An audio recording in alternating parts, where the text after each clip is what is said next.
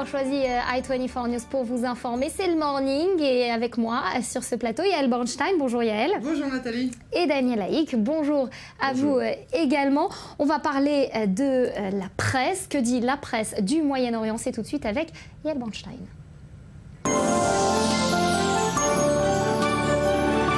Et on commence avec la presse palestinienne. Une fois n'est pas coutume, on entend des murmures. Mahmoud Abbas serait-il vraiment prêt à reprendre les négociations avec les Israéliens là où elles se sont arrêtées? Là où elles se sont arrêtées, je crois que c'est exactement le mot juste. Cette nouvelle nous vient de l'agence de presse palestinienne Ma'an. Le chef de l'autorité palestinienne, Mahmoud Abbas, annonce qu'il est prêt à reprendre les pourparlers avec les Israéliens, mais à plusieurs conditions. Tout d'abord, que les constructions soient gelées pendant au moins 3 mois et que les 30 prisonniers palestiniens et arabes israéliens dont il était question soient libérés. Il a ajouté que l'autorité palestinienne ne pourra pas reconnaître la légitimité de l'État d'Israël tant que les Israéliens ne reconnaîtront pas la légitimité du peuple palestinien. Donc effectivement, on a l'impression de revenir en arrière de quelques semaines, lorsque les deux parties s'étaient levées de la table de négociation alors que les Palestiniens s'étaient réconciliés avec le Hamas. Alors justement, vous mentionniez il y a quelques instants les prisonniers arabes israéliens, les prisonniers palestiniens. Un projet de loi sera voté dimanche prochain concernant le raffermissement des peines infligées aux terroristes lourds. C'est comme ça qu'ils sont qualifiés. Alors de quoi s'agit-il exactement? Alors il s'agit donc d'un projet de loi qui tend à annuler la liberté conditionnelle pour ce que l'on va donc définir comme des terroristes lourds, comme par exemple c'est le cas aux États-Unis. Regardez cette information dans le quotidien Grand Tirage Yediot Aharonot. Ce projet de loi est soutenu par plusieurs membres de la Knesset, notamment Ayelet Shaked du parti de droite nationaliste Le Foyer Juif. L'avantage majeur de ce projet, c'est précisément d'éviter ce genre de dilemme où l'on doit libérer des terroristes avec du sang sur les mains pour faire avancer par exemple des négociations. Et c'est donc aussi une carte en moins à jouer pour les émissaires de ces mêmes terroristes. Alors autre actualité, on en a largement parlé hier, en Syrie à présent, cette explosion dans la ville d'Alep, plusieurs dizaines de morts. Qu'en disent les médias du Moyen-Orient? Eh bien je vous propose de commencer tout de suite à regarder cette information dans le quotidien libanais en langue française qui s'appelle L'Orient, le jour. Au moins 14 morts dans l'explosion de l'hôtel Carlton de la vieille ville d'Alep hier. L'attentat a été revendiqué par le Front islamique. L'hôtel Carlton était jusqu'en juillet 2012 l'un des établissements les plus chics de la ville. Il avait une partie ancienne et même un hôpital du 19e siècle qui avait été réhabilité. Il était surtout le quartier général des troupes pro-régime jusqu'à hier. Et regardez aussi dans le journal gratuit et pro-gouvernemental Israël Hayom, on nous y précise qu'on y a trouvé plusieurs tunnels de plusieurs kilomètres de long et des centaines de kilos d'explosifs. Voilà l'infrastructure qui a été mise en place par les rebelles pour raser de la surface de la terre cet hôtel légendaire. On va passer à présent à un tout autre sujet, un peu plus léger. Yael, hier, vous l'avez peut-être remarqué, mais l'ambiance était complètement morose ici en Israël. Et vous le voyez en général derrière nous, le soleil brille, la mer est complètement bleue. Hier, c'était pas du tout le cas et ça a fait jaser dans les médias. Absolument, on se croyait dans un rêve, pour certains même un cauchemar, on peut le dire, des dizaines de personnes bloquées pendant de longues heures sous des pluies diluviennes. On voit Daniel Haïk faire une petite moue, mais c'est vrai que ça paralyse les Israéliens dès qu'il pleut un petit peu. Alors j'en ai déjà parlé hier soir au Grand Direct, c'était effectivement, c'est exceptionnel ces pluies, et ce qui est exceptionnel, c'est qu'on a commencé l'hiver par une tempête de neige, on termine l'hiver par de la pluie, mais au milieu il y a eu une sécheresse aussi exceptionnelle. C'est ça. C'est vrai. Donc ces personnes qui ont été surprises par des orages incessants, de Kiryat Shmona dans le nord jusqu'à Eilat dans le sud, tout le territoire israélien a été donc touché par la pluie, vous le disiez Daniel. Allez, je vous propose de commencer par cette couverture du quotidien Grand Tirage et Yediot Aharonot. Sur le côté de la photo, on précise que la petite Venise que vous voyez là-bas, c'est en fait Eilat, la ville la plus au sud du pays, qui enregistre en temps normal des quantités minimales de pluie chaque année. Et regardez dans l'article du même journal, le lac du Kinneret qui monte de 2,5 cm, les égouts qui se déversent dans la mer et, nous le disions, des dizaines de personnes prises au piège par les tempêtes. Regardez aussi dans Haaretz, le quotidien de gauche, on y voit plusieurs jolies photos de la pluie et des éclairs surtout qui ont inondé le ciel ces dernières 24 heures. Tant qu'à la une des journaux, c'est la pluie et le beau temps. Et ben voilà. C'est pas mal. Allez, on va continuer à parler de pluie et de beau temps au sein de la famille Netanyahou. Cette fois, la saga continue. Cette famille qui continue à faire le scandale donc en Israël, cette fois avec un voyage familial au Japon. Oui, ça continue plus que jamais. Regardez cette info dans Yediot Aharonot. Demain samedi soir, le Premier ministre Netanyahou et sa famille s'envoleront pour le Japon. Le coût de ce voyage officiel, qui est donc devenu une sortie familiale, plusieurs millions de dollars. Rien que 1,1 million de dollars uniquement pour les vols. Et si vous voulez savoir s'il y a un lit double, il y a un lit double dans l'avion. Encore une fois, le couple Netanyahou a déclaré qu'il prenait à charge leurs 2 fils, mais sans vraiment préciser de combien exactement il s'agissait. Et puisqu'une fois n'est décidément pas coutume, après les cuisiniers, les gouvernantes, Victor Sraga, l'ancien chauffeur de la première dame, menace maintenant lui aussi de porter plainte contre Sarah Netanyahou. Des cris, un salaire misérable, des menaces quotidiennes et enfin un licenciement douteux suite à une maladie. Voilà en quelques mots les doléances du chauffeur contre Sarah Netanyahou. Du côté du Premier ministre, on prétend à une nouvelle tentative d'extorsion. Voilà, Daniel Haïk, ils en pensent quoi, les Israéliens de Les Israéliens, s'ils sont intelligents et s'ils lisent la presse, ils comprennent que en fait, toute information qui est parue dans le Yediot Aharonot fait partie d'un conflit ouvert entre le grand journal, le grand quotidien, le Yediot Aharonot, qui a été le quotidien, on va dire, hégémonique en Israël, et son rival, le Israël Hayom, qui est considéré comme le journal ultra pro-Netanyahou. Et c'est une guerre, et donc toutes les informations qui peuvent salir d'une manière ou d'une autre, Netanyahou, Binyamin Netanyahou, sa famille, ses enfants, elles sont publiées dans l'Yediot Aharonot dans le cadre de ce conflit ouvert. C'est un conflit ouvert entre les 2 grands journaux. Et ben voilà, comme l'aurait dit Montaigne, il faut tout faire passer par le filtre de l'étamine. On passe à présent à un dernier sujet léger, sympathique, agréable, l'Eurovision. Et pour la 4e année consécutive, Israël n'y participera pas. Et non. Hélas, Nathalie, regardez cette nouvelle dans la version online du quotidien Centrisme arrive, Energy. La chanson israélienne interprétée hier par Mayfeld Gold n'a pas obtenu assez de votes pour arriver en finale demain soir à Copenhague. La chanteuse, son équipe et toute la délégation israélienne de supporters se sont avoués très surpris et surtout très déçus de cette décision. Vous l'avez dit, c'est la 4e fois de suite qu'Israël ne passe plus l'étape de la demi-finale, aux grandes dames des nombreux fans israéliens de l'Eurovision. Comme le disait sa chanson « We don't beat from the same heart », nous ne battons pas du même cœur. Apparemment, ça n'a pas marché. Alors, allez, même si on n'y croit plus beaucoup, on réessayera de nouveau l'année prochaine. Et en tout cas, on assistera quand même aux retransmissions en direct. Ce sera demain soir sur la première chaîne. Depuis Copenhague. C'est ça, au Danemark. Merci beaucoup, Yael, pour cette revue. Merci, Nathalie.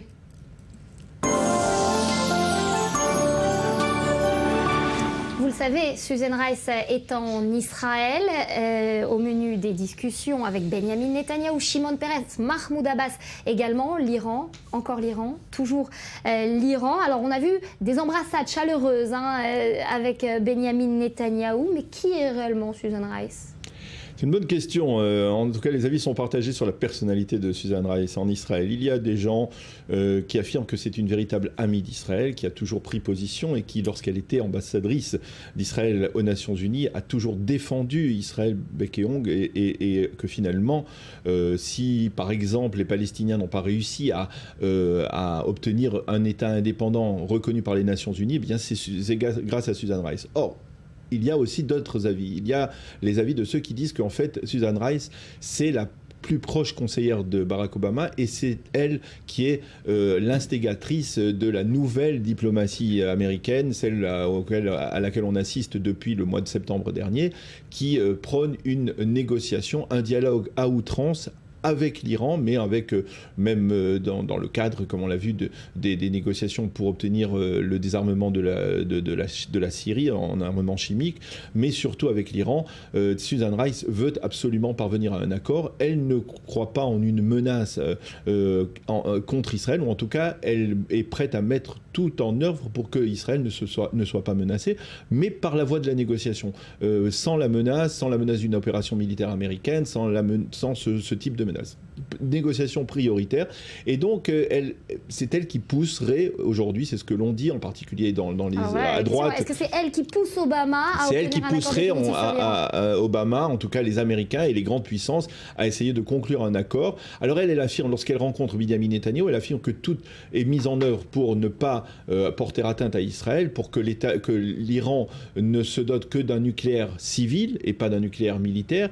Mais bien entendu, ce genre d'affirmation ne rassure pas les Israéliens, et Benyamin Netanyahou l'a dit à Susan Rice lors de leur rencontre mercredi soir à Jérusalem. L'idée de raconter, Benyamin Netanyahou estime qu'il faut absolument mettre le doigt sur la poursuite du programme nucléaire iranien, que derrière les sourires des dirigeants iraniens, derrière les négociations, eh bien l'Iran poursuit son programme nucléaire et poursuit sa production de bombes nucléaires vers l'aboutissement donc de ce programme nucléaire. Et donc on est quand même très sceptique concernant l'optimisme de Susan Rice. Alors, Susan Rice, coûte que coûte ou pas, pour un accord sur le nucléaire iranien, par rapport à John Kerry, comment elle se positionne ? Alors, sur le nucléaire iranien, il n'y a pas véritablement de différence par rapport surtout aux négociations avec les Palestiniens, qu'il y a une différence entre Susan Rice et John Kerry.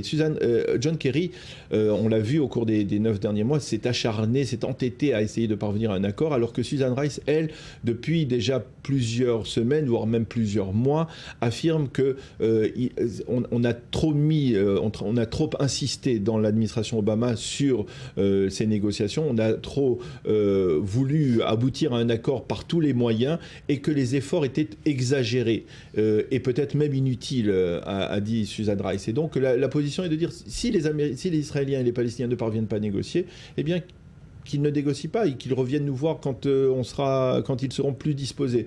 C'est un peu la position, alors que John Kerry est peut-être plus entêté dans sa volonté de parvenir à un accord. Donc voilà pour les négociations entre Israéliens et Palestiniens. Amis, oui, mais on va revenir sur les discussions concernant le nucléaire iranien. Israël n'y participe pas, mais tente de faire porter sa voix. Écoutez Benyamin Netanyahou, on va en reparler juste après. Nous avons un État, une armée, nous sommes déterminés et nous avons la puissance. Mais avec tout cela, nous savons que la meilleure défense face à l'arme atomique iranienne, c'est qu'il n'y ait pas d'armes nucléaires entre les mains de l'Iran. Et la chose la plus importante encore, c'est que l'Iran n'ait pas la capacité de produire l'arme nucléaire. Voilà, Israël qui réitère ses craintes avec force, mais concrètement, est-ce que le pays de Netanyahou a un poids à jouer dans ces négociations ? Écoutez, il faut rappeler que lorsque il a été décidé de négocier avec l'Iran, eh bien, les Américains sont allés voir les Israéliens en leur promettant de les tenir informés de l'état des négociations et des progrès qui éventuellement interviendraient dans les négociations. C'est ce que Susan Rice est venue faire. Je ne sais pas, difficile de savoir s'il y a des progrès dans les négociations qui vont reprendre. Est-ce que l'on s'achemine véritablement vers un accord entre les grandes puissances et l'Iran ? Mais tant et si bien que du côté américain, on veut rassurer Israël. On veut absolument prouver à Israël que finalement, ce mauvais accord dont avait parlé Benyamin Netanyahou dans l'accord intérimaire, eh bien, il n'est peut-être pas si mauvais que cela. Et que finalement, il faut tenter cette option et que même si cela ne marche pas, eh bien, les États-Unis seront aux côtés d'Israël, resteront garants de la sécurité de l'État d'Israël. En clair, un accord définitif, ça pourrait être une bonne chose. C'est ce qu'on a envie de rentrer dans la tête des Israéliens. C'est ce que l'on veut essayer de faire comprendre à Benyamin Netanyahou. Ça va être extrêmement difficile, mais on essaye de montrer à défaut que tout sera fait pour ne pas piéger l'État d'Israël, pour que l'État d'Israël ne soit pas mis en danger par la poursuite d'un programme nucléaire civil, entre guillemets, des Iraniens. Alors, depuis l'échec des discussions avec les Palestiniens, on le sent bien, et ça a été l'objet de nombreuses critiques au sein du gouvernement israélien. Benyamin Netanyahou a fait des négociations sur le nucléaire iranien son cheval de bataille, une lutte politique, ont dit certains. Oui, certains ont même parlé d'obsession de Benyamin Netanyahou concernant le nucléaire iranien. On voit que, par exemple, il y avait les commémorations du Yom HaShoah, de la journée du souvenir à la mémoire de la Shoah. Benyamin Netanyahou, systématiquement, au cours des dernières années, à cette occasion, fait un parallèle entre la Shoah et la menace formée par le nucléaire iranien. Ça va bien au-delà que de problèmes politiques internes. C'est Benyamin Netanyahou, dans sa perspective d'historien ou de fils d'historien, vous savez que son père était un grand historien, et Benyamin Netanyahou considère que l'histoire peut se répéter, et que lui, c'est de son devoir de Premier ministre, de responsable de l'État d'Israël, de mettre en garde les nations face à cette menace. C'est son devoir, et cela peut-être ne va pas plus loin. Il ne faut pas rentrer la politique dans tous les problèmes, dans tous les débats. Effectivement, Benyamin Netanyahou est intimement convaincu qu'il y a un danger du nucléaire. Le nucléaire iranien est un danger pour l'État d'Israël. Maintenant, l'avenir lui dira s'il avait raison ou pas. On verra comment, si un accord est signé entre l'Iran et les puissances occidentales, eh bien, s'il avait raison d'être si inquiet de manière obsessive, que cela.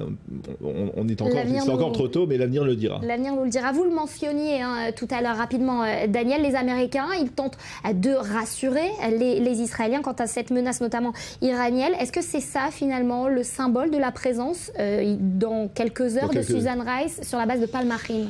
Oui, Susan Rice va assister à des essais, probablement du missile Flèche, Chetz en hébreu, un modèle amélioré de ce missile. C'est un missile qui a été forgé, qui a été produit en étroite coopération entre Israël et les États-Unis. C'est pour montrer que les États-Unis resteront garants de la sécurité d'Israël s'il y a un problème du côté iranien. Merci Daniel pour ces précisions. Vous restez avec nous dans quelques instants. On parle de la désignation du président en Israël. Vous le savez, le mandat de Shimon Peres va prendre fin. Qui pour lui succéder? C'est à suivre dans le Morning.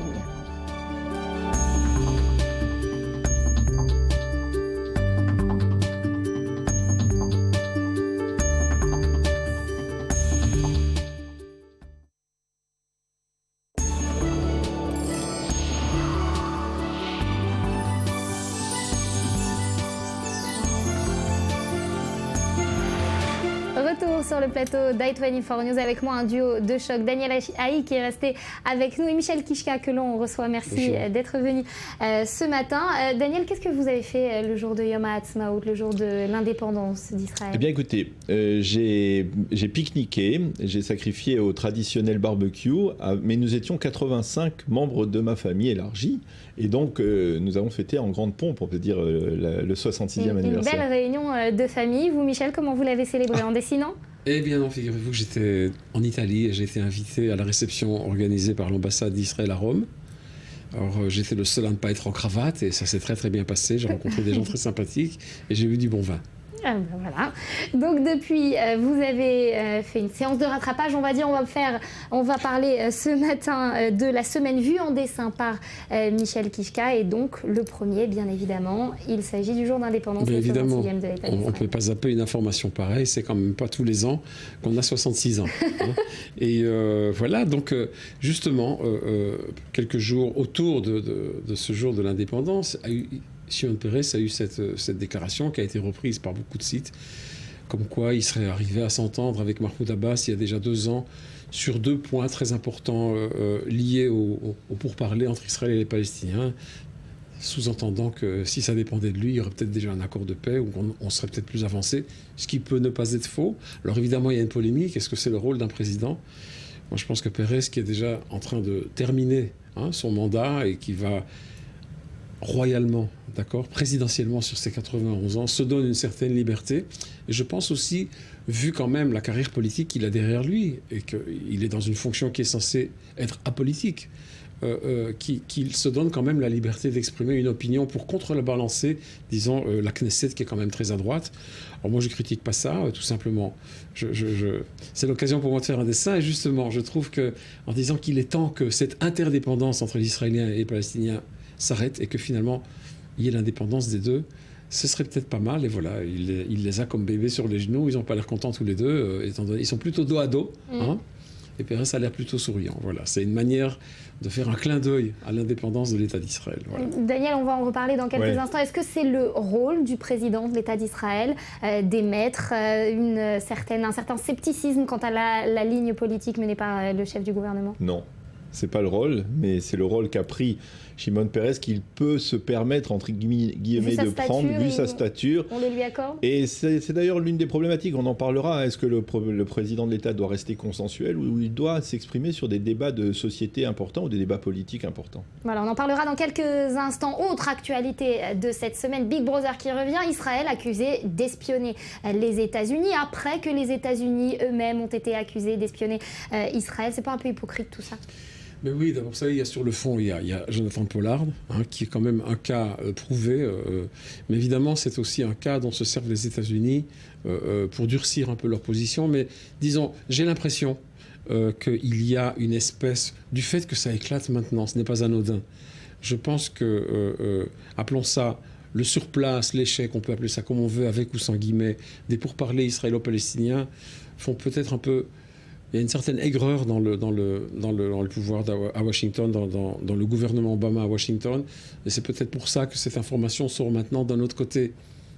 On n'est quand même pas naïf, on est dans les médias, on sait qu'il y a des espions partout, que tout le monde espionne partout, et principalement entre amis. Les révélations sur la NSA, sur les écoutes d'Angela Merkel, par exemple. Et quand même, l'Allemagne et les États-Unis sont deux grands amis, deux grands alliés depuis la fin de la Seconde Guerre. Alors que ça émerge maintenant, ça m'a quand même fait légèrement sourire. Il y a une petite hypocrisie. Et puis j'ai tout simplement paraphrasé qui aime bien châtie bien en disant qui aime bien espionne bien. Et je pense que ça trace quand même la réalité d'une façon assez juste. En réutilisant aussi la Statue de la Liberté comme symbole. Voilà, évidemment, qui soutient tout ça sur ses épaules. On passe à présent à une autre grande actualité, beaucoup plus triste celle-là. Boko Haram au Nigeria, l'organisation terroriste qui a fait beaucoup parler d'elle tout au long de la semaine avec 2 nouveaux enlèvements de jeunes filles. Absolument. D'abord, il est question d'un nombre absolument incroyable. Les jeunes filles, ce sont des lycéennes de 12 à 15 ans, enlevées. Et d'après ce qu'on sait, on a vu le dirigeant de ce Boko Haram tout sourire devant la caméra avec sa Kalachnikov, disant qu'elles allaient être envoyées à l'esclavage ou mariées de force. Bon, on se trouve dans une espèce d'opéra cauchemardesque, obscurantisme. On ne sait plus dans quel siècle on est. Est-ce qu'on est au XXIe siècle? Est-ce qu'on est dans une société humaine? Où va-t-on exactement? Et ce qui est quand même, malgré certaines interventions sur le terrain, on se rend compte que la communauté internationale, à part déplorer, a quasiment les mains liées. Elle ne peut quasiment rien faire. Bon, la France est très impliquée. Les États-Unis ont dit qu'ils allaient envoyer des spécialistes sur le terrain. Bon, que vont-ils pouvoir faire? Je n'en sais rien. Mais il aura quand même fallu ce hashtag et ces manifestations relayées sur les réseaux sociaux pour que le monde se réveille et prenne cette information au sérieux.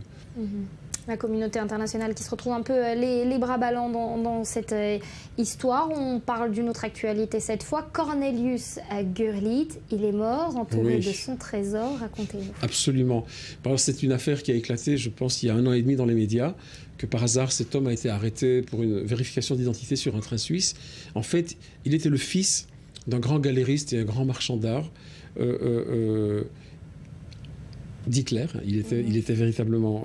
il a organisé l'exposition à l'époque qui était l'art dégénéré. Et l'art dégénéré, tout simplement pour ceux qui n'étaient pas au courant, ce sont les grands impressionnistes et les premiers cubistes.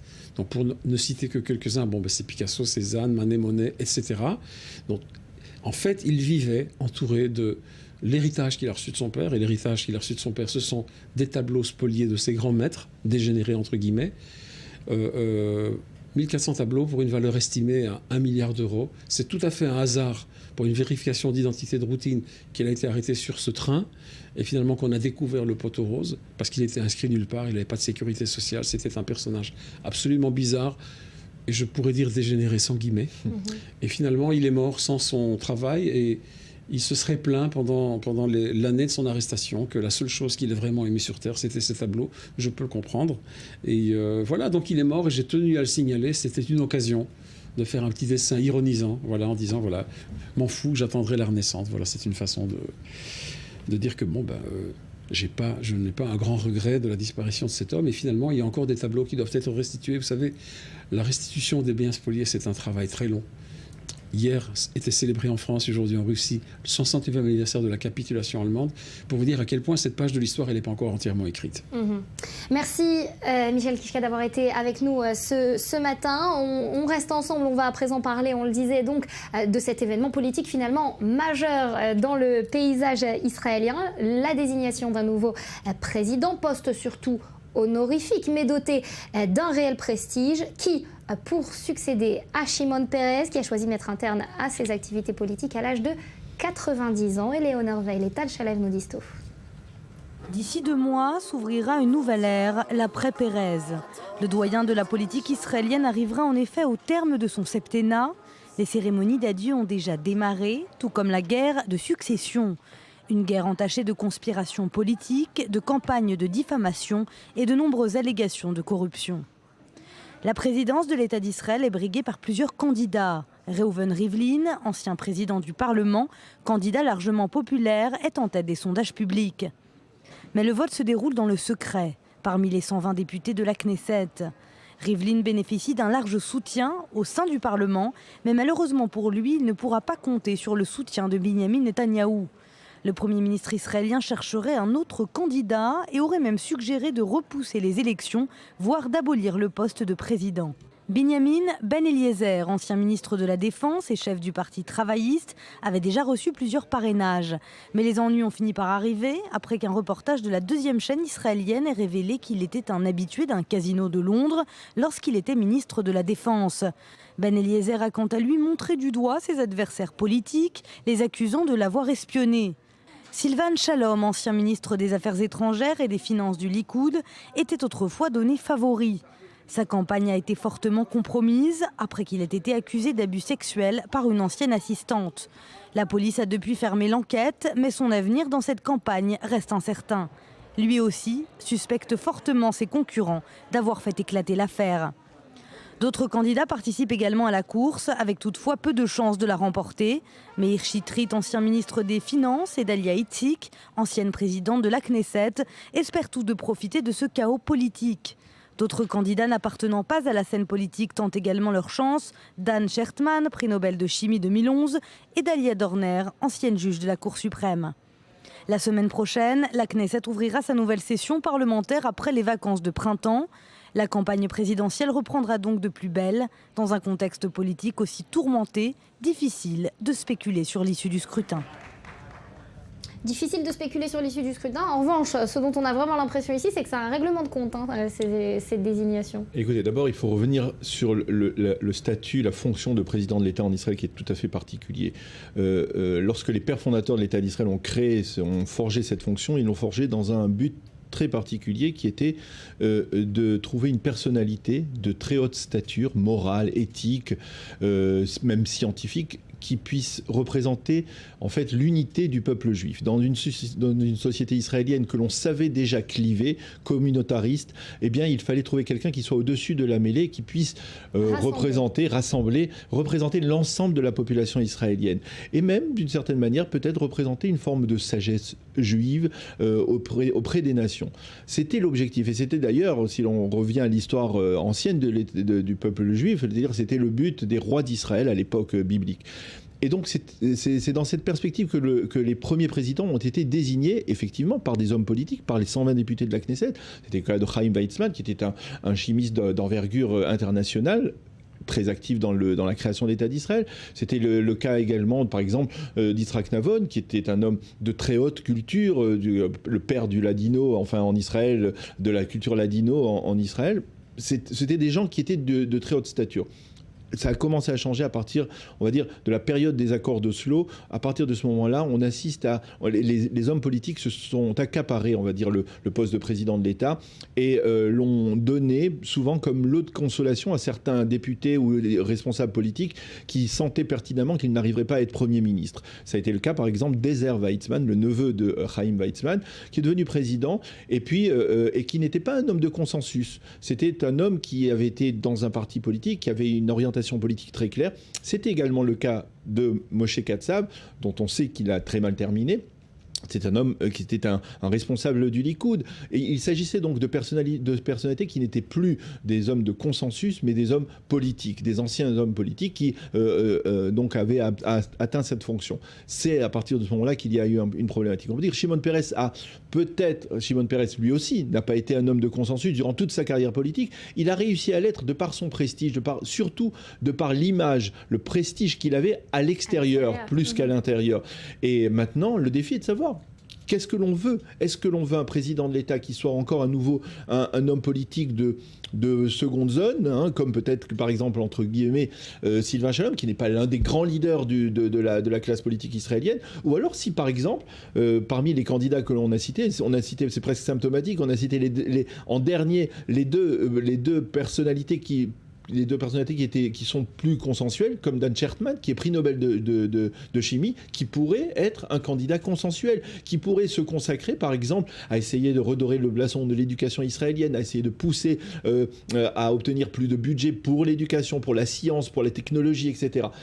Ça, c'est le grand défi et je pense que là-dedans, à ce niveau-là, il faut que les hommes politiques soient un peu plus responsables et comprennent qu'il ne faut pas qu'ils s'accaparent à nouveau cette fonction de président de l'État et qu'ils la laissent à des hommes qui sont véritablement de consensus. La société israélienne, je le pense, a besoin d'hommes qui rassemblent, d'hommes qui l'unifient. Elle est beaucoup trop divisée aujourd'hui. Vous êtes d'accord, Michel? Qui aurait cette stature pour vous, pour ce poste?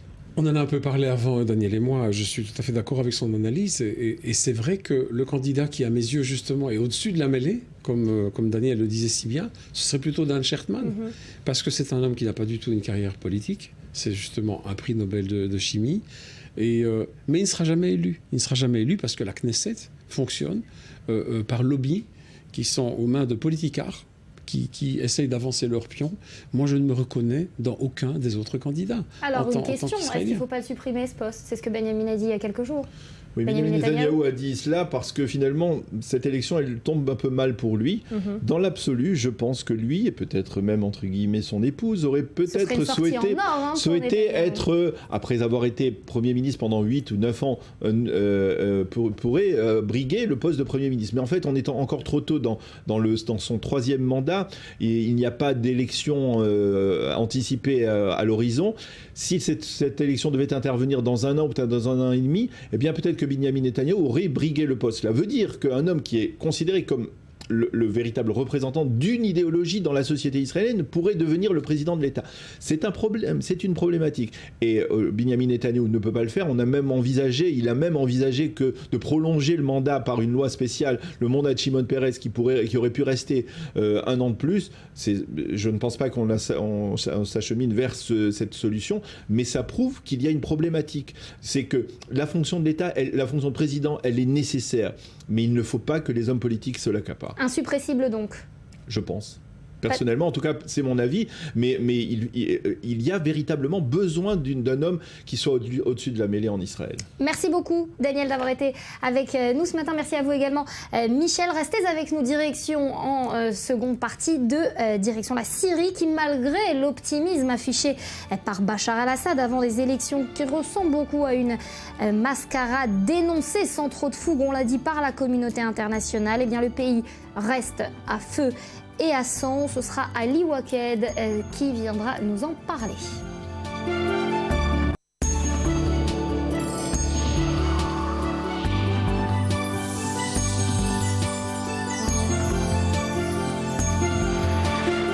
Bienvenue sur i24 News, c'est la 2e heure qu'on entame l'ensemble de votre morning. On va tout de suite prendre la direction de la Syrie sur laquelle on va parler avec vous, Ali Waked. Vous êtes spécialiste du monde arabe. Merci de nous avoir rejoints sur ce plateau. Juste avant ce décryptage, on va faire le point sur la situation et notamment avec cette explosion qui a touché hier la ville d'Alep. On regarde.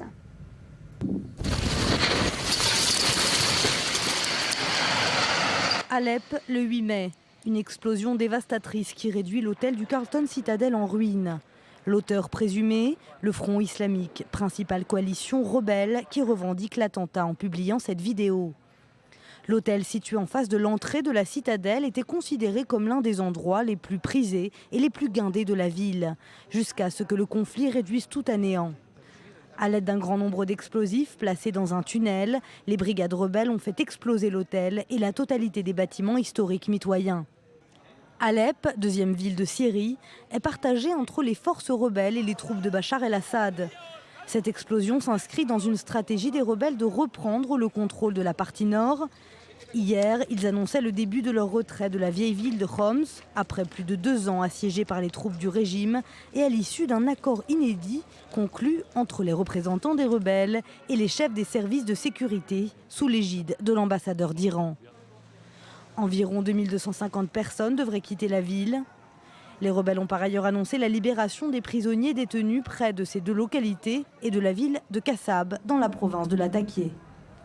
Voilà pour ce qui est intervenu hier, Ali. Cette semaine, autre événement également, le retrait des rebelles de Homs, un symbole particulièrement fort notamment de cette rébellion modérée qui s'efface peu à peu finalement. Bon, à Homs, on ne peut pas parler de rébellion modérée. Tous ceux qui ont été évacués sont des djihadistes, soit de la Syrie ou qui sont venus pour participer dans cette guerre de l'étranger. Mais quand on voit cette explosion à Aleppo, c'est toujours dans le contexte de Homs. On sait que la prochaine station, la prochaine campagne de Assad sera à Aleppo. Le régime syrien veut voir le même scénario qui a eu lieu à Homs avoir lieu aussi à Aleppo. Et c'était un message de la résistance, c'était un message des rebelles qui ont dit qu'à Aleppo, ça va être différent. On sait que la Turquie, l'Arabie Saoudite sont en train de faire tous les efforts pour que Aleppo ne chute pas, ne tombe pas dans les mains de Assad comme c'était le cas de Homs. Et ça va être le grand défi de Bachar Assad qui a promis que les élections vont avoir lieu dans une atmosphère un peu plus stable, des élections qui vont couvrir 70 à 80% du territoire syrien. Et Aleppo reste la grande ville qui est encore partagée où quelques quartiers sont toujours dans les mains de rebelles. Après Damas, après Homs, la prochaine station, la prochaine campagne qui va être très sanglante, c'est Aleppo. Dans ce contexte, Ali, il y a un choix à faire pour l'Occident, continuer ou pas à soutenir la rébellion islamiste radicale, parce que c'est bien de ça dont il s'agit. Non, tout à fait. Maintenant, quand on parle de rébellion en Syrie, on parle essentiellement des djihadistes un peu plus radicaux ou d'autres qui sont encore un peu plus radicaux. C'est entre deux pires. Et quand on entend des communautés qui ne sont pas musulmanes, des chrétiens, des druzes, se plaigner de ce que font les rebelles dans leur communauté, dans leur ville, on voit pourquoi l'Occident hésite à fournir l'aide aux rebelles. L'Occident a peur que ça se retourne un jour contre lui ?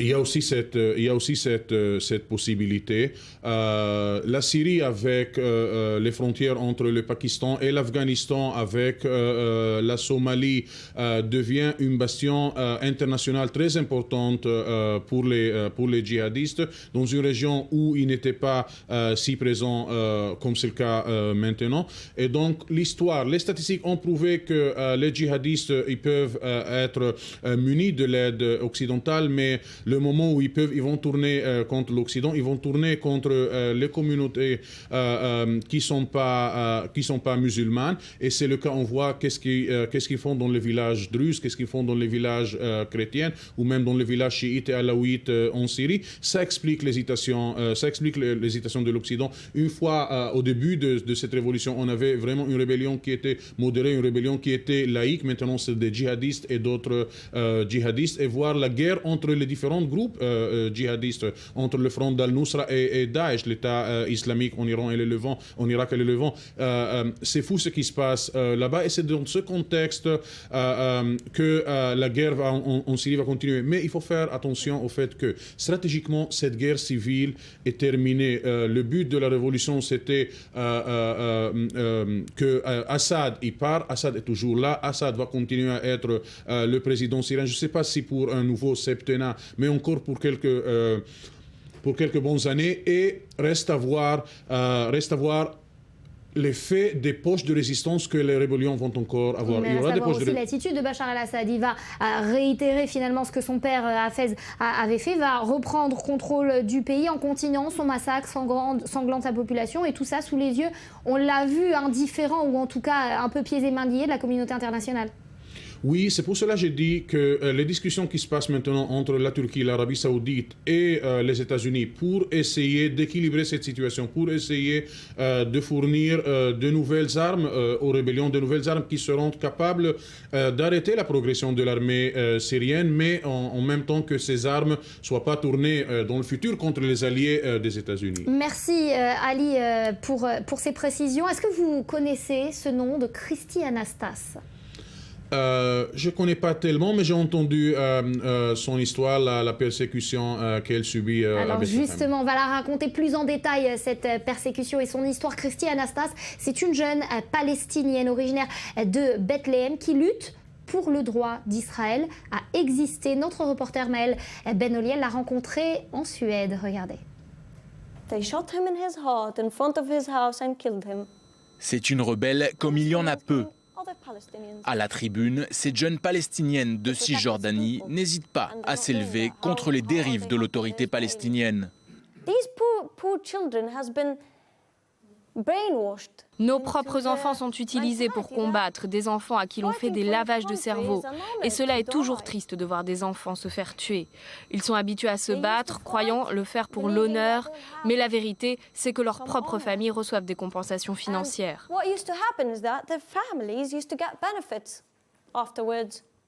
Une liberté de ton qui a coûté cher à Christy Anastas. Née à Bethléem, elle n'est encore qu'une adolescente au moment de la seconde intifada, au début des années 2000. Période trouble et chaotique durant laquelle les attentats suicides se multiplient. En réaction, Israël décide de construire une barrière de sécurité séparant l'État hébreu des territoires palestiniens. Cette même barrière séparera aussi la maison de la famille de Christy en deux. Mais plutôt que d'accuser le gouvernement israélien, elle n'hésite pas à rendre l'autorité palestinienne directement responsable de cette situation.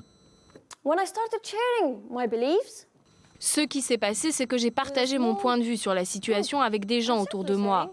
Eux sont là-bas, nous ici, essayons de voir plus loin. Combien de pays chrétiens y a-t-il sur cette planète? Combien de pays musulmans avons-nous? Pourquoi les Juifs ne pourraient-ils pas avoir leur propre pays? Peu de temps après, un proche de ma famille est venu me trouver et m'a dit « C'est inadmissible, j'ai une arme à feu, je vais te mettre une balle dans la tête ». J'ai été menacée comme ça juste pour avoir partagé mon opinion. En Israël, personne n'est menacé pour avoir partagé son point de vue. En Palestine, si.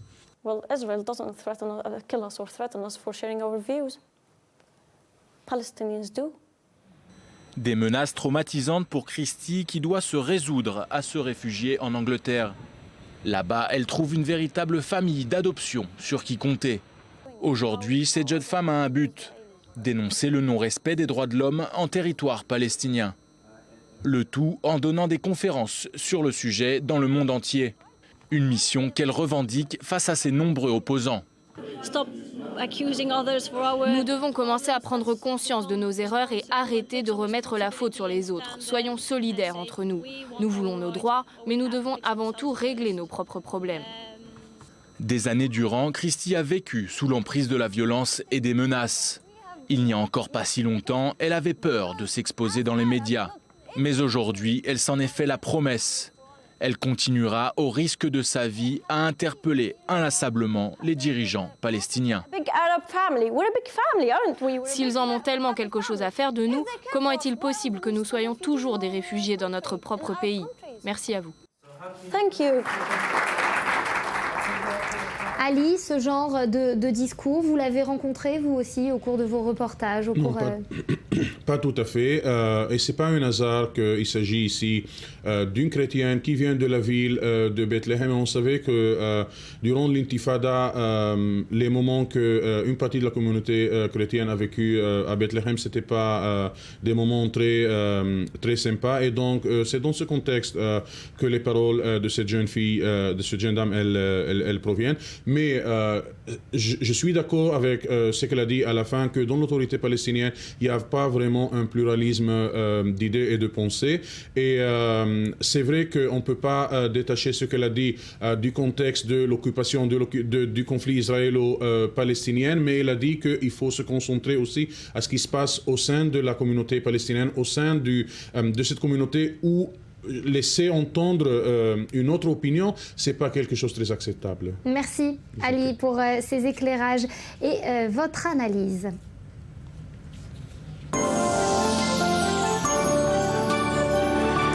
Vous le savez, mercredi, l'Afrique du Sud a voté. C'est Laura Duhamel qui va nous en parler. Laura, bonjour. Bonjour. Merci de nous avoir rejoints sur ce plateau. Alors, on fait le point rapidement sur les résultats qui seront définitifs ce soir seulement, mais on a des résultats provisoires déjà. Alors, très rapidement, donc, on s'y attendait. Le parti, l'ANC, le parti donc, qui est au pouvoir depuis 20 ans, qui était celui de Mandela, remporte ces élections avec, pour l'heure, 60% environ des votes. On ne connaît pas l'issue définitive de ce scrutin. On sait cependant également que le 21 mai, donc Jacob Zuma sera réélu à la présidence de l'Afrique du Sud. Alors en ce qui concerne l'opposition, donc le principal parti de l'opposition qui est l'Alliance démocratique, il a progressé, il a bénéficié justement de toutes les accusations qui pèsent actuellement sur Jacob Zuma en matière de corruption et il remporte donc aujourd'hui, il remporterait environ 22% de ce scrutin. Et voilà pour le point sur ces élections. On va se pencher à présent sur le jour même du scrutin et c'était la première fois que la génération née après l'apartheid votait. Oui, alors ces jeunes, ils ont donc entre 18 et 22 ans tout au plus, ils sont 2 millions et on les surnomme les born free, entendez donc les nés libres, car cette génération de born free n'a pas connu l'apartheid qui a été aboli en 1991 et ce mercredi, donc c'était la première fois que ces jeunes votaient en Afrique du Sud. Alors il semble que les born free seraient restés fidèles en grande majorité donc à l'ANC, le parti de Nelson Mandela, je vous le disais, qui est au pouvoir depuis 20 ans. Alors évidemment, ils n'ont pas le même attachement viscéral que leurs parents à ce parti, mais il demeure que ces jeunes, nés après l'abolition de l'apartheid, estiment encore, lui, devoir leur liberté. L'ANC qui donc obtient cette écrasante victoire autour de 60% des voix. Alors écoutez maintenant le témoignage de Bonolo Ntompe, 20 ans, born free, né libre, qui a voté pour la première fois. Ils ont dépassé les difficultés, la tyrannie. Ils ont dépassé tout cela pour que nous puissions être ici et avoir la vie que nous menons aujourd'hui, pour être libres et pour pouvoir nous exprimer comme il se doit, sans subir d'oppression ni de dépression. C'est pour toutes ces raisons que je suis très heureuse de faire partie des Born Free. Je pense que l'Afrique du Sud entre dans une nouvelle ère. Depuis la mort de Nelson Mandela, nous devons faire vivre son héritage et montrer que s'il a pu y arriver, nous les jeunes, nous pouvons aussi fonder les lois de notre nation. C'est ça, ils se sont exprimés aussi du coup sur les réseaux sociaux. Évidemment. Alors ces jeunes justement, ils ont conscience du symbole qu'ils représentent aux yeux de leur pays, aux yeux du monde même. Ils sont donc mobilisés en masse pour exprimer leur fierté de pouvoir voter et encourager les autres jeunes à en faire autant. Alors blanc et noir, et la nuance est importante, les Born Free ont posté de nombreuses photos sur Twitter accompagnées de ce hashtag Born Free. Regardez justement les tweets de ces jeunes qui montrent leur pouce en témoignage de leur vote, en témoignage de leur engagement citoyen. Et puis parce qu'il n'y a pas que la twittosphère pour mobiliser les jeunes, la commission électorale sud-africaine s'est elle aussi préoccupée de cette population. Voilà donc la chanson officielle des Born Free que cette commission a réalisée afin de les motiver à aller aux urnes. Alors force est de constater qu'elle n'a pas remporté un franc succès, mais elle a eu le mérite d'exister, regardez.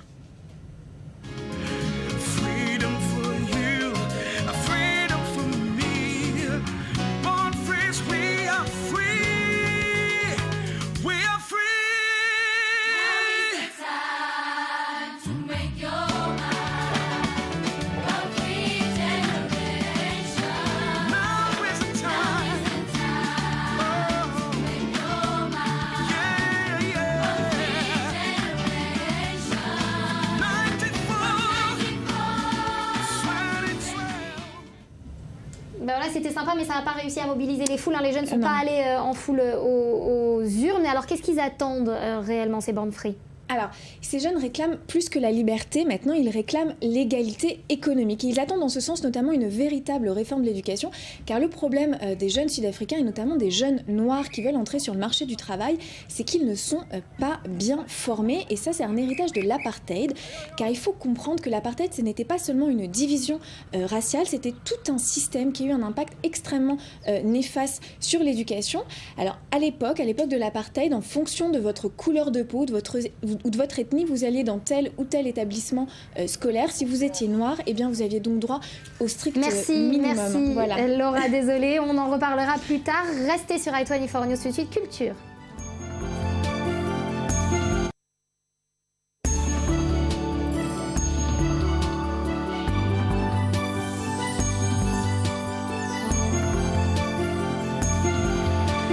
La dernière partie de votre morning. Merci à vous de nous rejoindre sur i24 News. Je vous emmène tout de suite en Ukraine. On va faire le point sur la situation. Vous le savez, les pro-russes maintiennent le référendum prévu pour le 11 mai prochain et ce, malgré l'appel lancé au report par Vladimir Poutine. Un geste d'apaisement qualifié de moquerie par Kiev. On fait le point en images. Le référendum maintenu à Donetsk, malgré la proposition de report de Vladimir Poutine mercredi, les séparatistes comptent bien maintenir le scrutin ce dimanche. Il y a eu un vote, et selon ce vote, il a été décidé de ne pas reporter le référendum. Nous avons pris cette décision à la majorité absolue. Le référendum aura lieu le 11 mai. Des rebelles pro-russes qui se sont massés ce jeudi sur la place principale de Donetsk pour manifester leur colère face à la proposition russe. Poutine ne peut pas décider à notre place, crient même certains. Et pour les responsables du mouvement séparatiste, la tenue du scrutin est essentielle. Je suis sûr que si le référendum n'a pas lieu le 11 mai, nous ne serions pas en mesure de gérer la situation. Nous perdrions la confiance du peuple.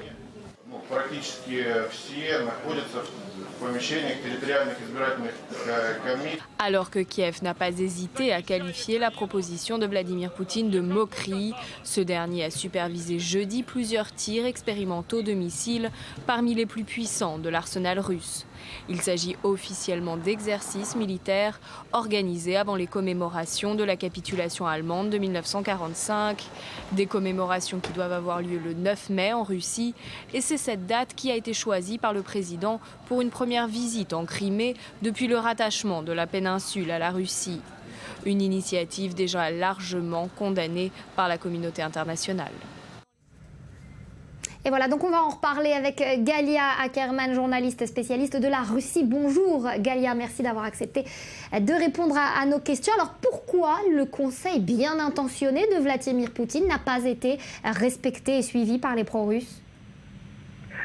On ne sait pas si... Il y a en fait deux hypothèses.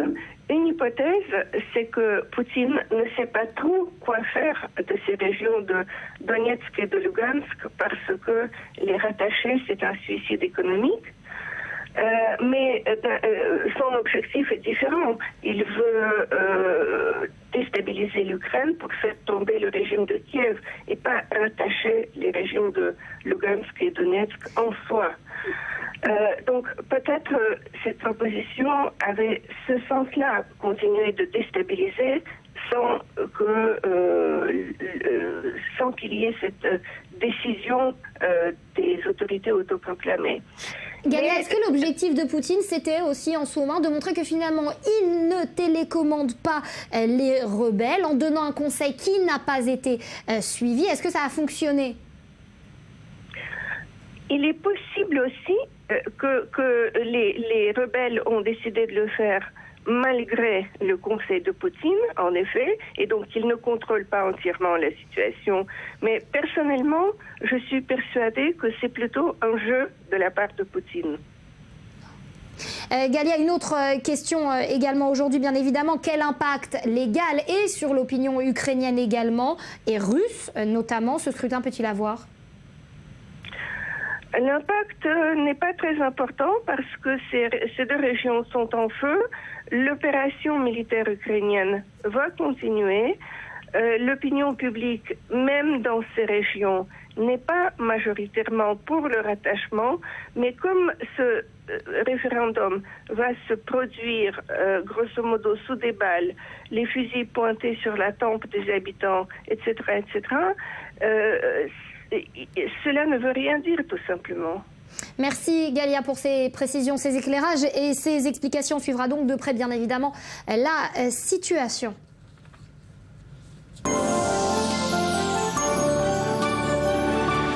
On va passer à présent à tout à fait autre chose. Nous sommes vendredi, on approche du week-end et on en parle avec vous aussi. Marie Chek, merci de nous avoir rejoints sur ce plateau. C'est notre instant Culture Expo et on va, avant de partir pour la Chine, d'où vous revenez tout juste Marie, partir pour la France. Une histoire qui pourrait s'intituler Le Louvre, la France et les Émirats, la belle affaire. Le contrat a été signé en 2010, les travaux ont commencé et en 2015, le projet devait être livré. Les Émiratis invités. En attendant ces festivités, une exposition dédiée aux Français vient de s'ouvrir à Paris. Elle explique au grand public le comment du pourquoi de ce Louvre délocalisé et elle rassure aussi sur la commercialisation de la culture française. Regardez.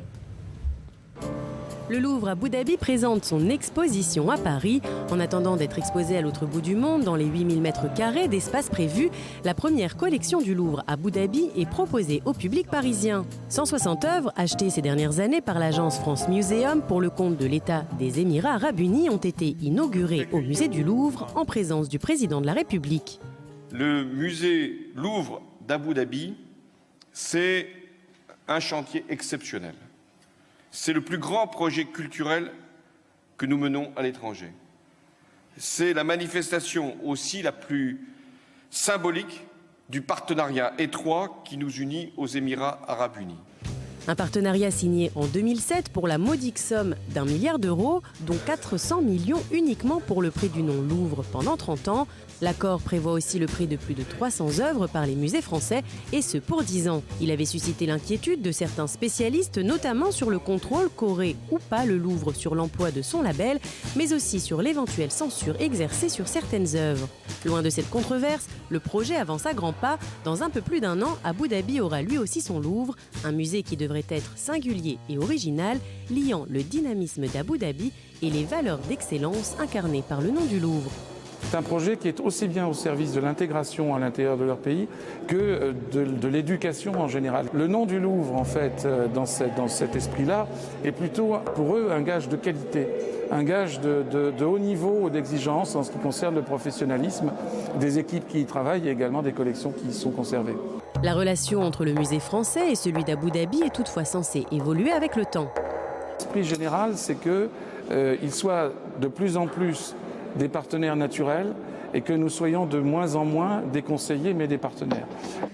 Intitulée « Naissance d'un musée », cette exposition donne un aperçu de l'impressionnante structure du musée d'Abu Dhabi, un immense dôme dessiné par l'architecte français Jean Nouvel, construit sur une île artificielle.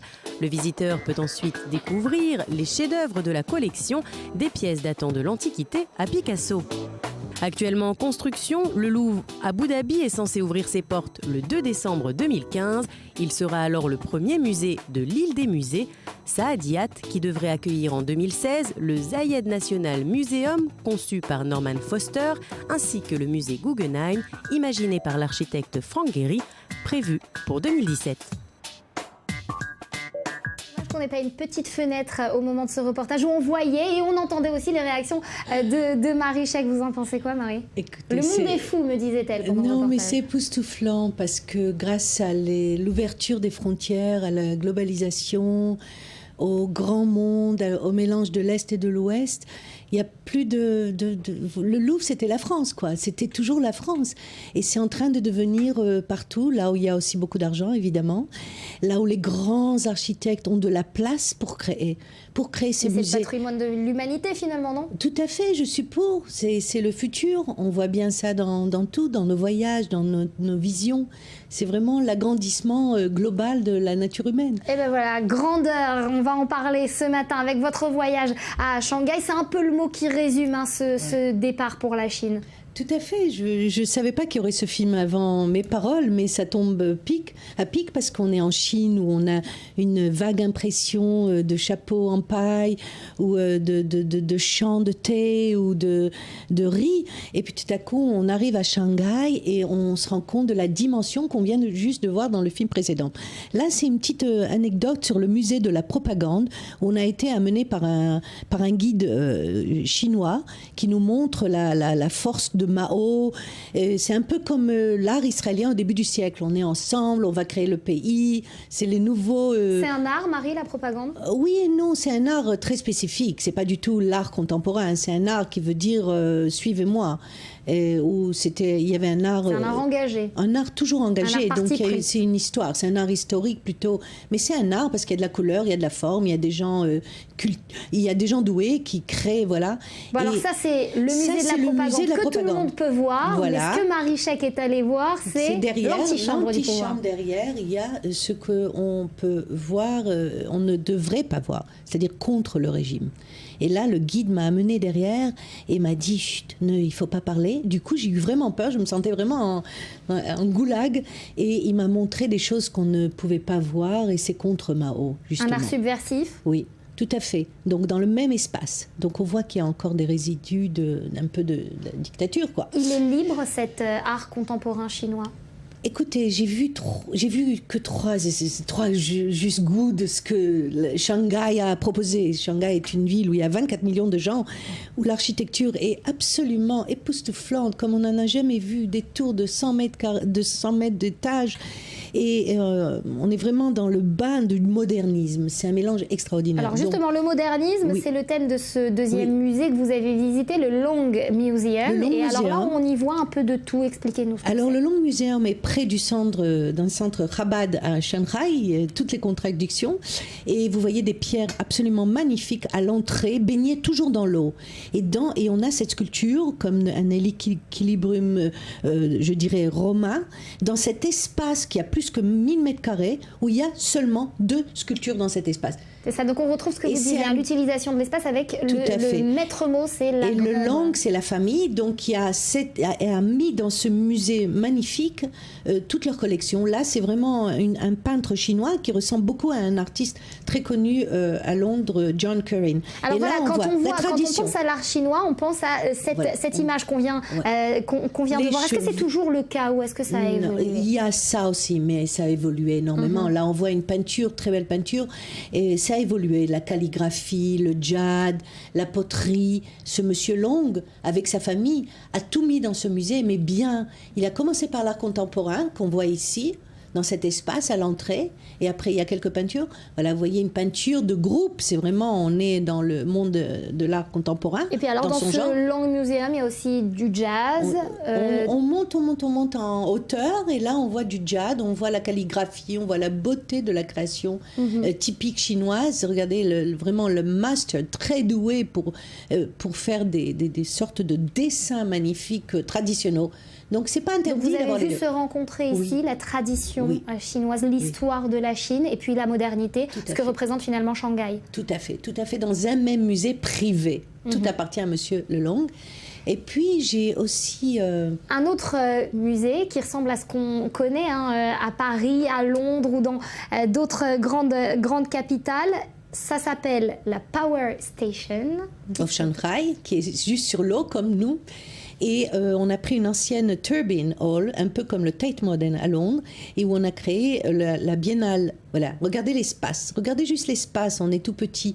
C'est énorme, c'est superbe, regardez. C'est ça, alors on a les chiffres, 120 mètres de long, 70 de largeur, 50 mètres de hauteur, rien que ça. Et regardez, il y a des tapis sur des chaises, on se dit mais ils sont fous. Là c'est en haut, le toit, où on voit tout Shanghai. Oui, ça ressemble à la avec le café. Là c'est Grayson Perry, un artiste british et qui a fait de la broderie. Alors c'est quoi ce qu'on voit? C'est decoratum, c'est des tapestries et des tapis faits par des artistes contemporains. Paul Klee a été un des premiers au début du siècle à découvrir qu'on pouvait peindre ce tapis, vous voyez le résultat. Et cette exposition, je l'ai vue au musée d'art moderne à Paris, mais elle était serrée, il n'y avait pas d'espace, et tout à coup, elle prend son ampleur. Regardez, dans chaque plateau, il y a le sorte de tissu qu'on va voir dans l'expo. Vous imaginez? Donc c'est tout des matières. Et juste pour vous montrer, j'ai été absolument fascinée. Regardez, ça c'est la photo de l'exposition. Transformer un tapis, des tapis finalement en œuvre d'art, c'est ça la tendance. Tout à fait, le mélange de carpet et de tapisserie, le mélange d'art et de folklore, le mélange d'art et de fabrique. Donc on est, regardez l'espace, c'est un des regards. Vous conseillez à nos téléspectateurs, là aujourd'hui, s'ils font des travaux chez eux, c'est d'une part d'aller à Shanghai, mais aussi d'exposer leurs tapis, finalement de plus forcément les mettre au sol. Ah oui, mais ça existe depuis longtemps. Dans les belles maisons qu'on voit en Californie, il y a plein de tapis sur les murs et personne ne dit vous êtes fous, c'est sur par terre. Non, allez-y, essayez aujourd'hui. Faites-le, échangez, vous verrez que c'est tout aussi beau. Et moi, je suis, comme je l'avais dit avant sur Abu Dhabi, je suis pour l'expansion et des territoires et des matières et de l'art et de la culture, bien sûr. Et donc voilà, et cette Power Station de Shanghai qui recevra au mois de novembre la deuxième biennale de Shanghai. J'espère y être parce que je suis déjà fascinée par l'espace. Et qu'est-ce qu'on doit y voir? C'est déjà la biennale, comme à Venise, c'est beaucoup de pavillons, beaucoup de galeries, et il y a de la place, donc ça va être beau, donc ça va pas être serré. Pour moi, l'art a besoin de place. Et voilà, prenez les billets, ce sera en novembre 2014. Marie vous servira de guide. Merci d'avoir été avec nous ce matin. Marie, c'est la fin de cette édition. Merci à tous ceux qui l'ont réalisée et préparée. On se retrouve la semaine prochaine. Quant à l'information, vous avez rendez-vous avec l'actu d'ici quelques instants sur i24 News. Excellent week-end à vous.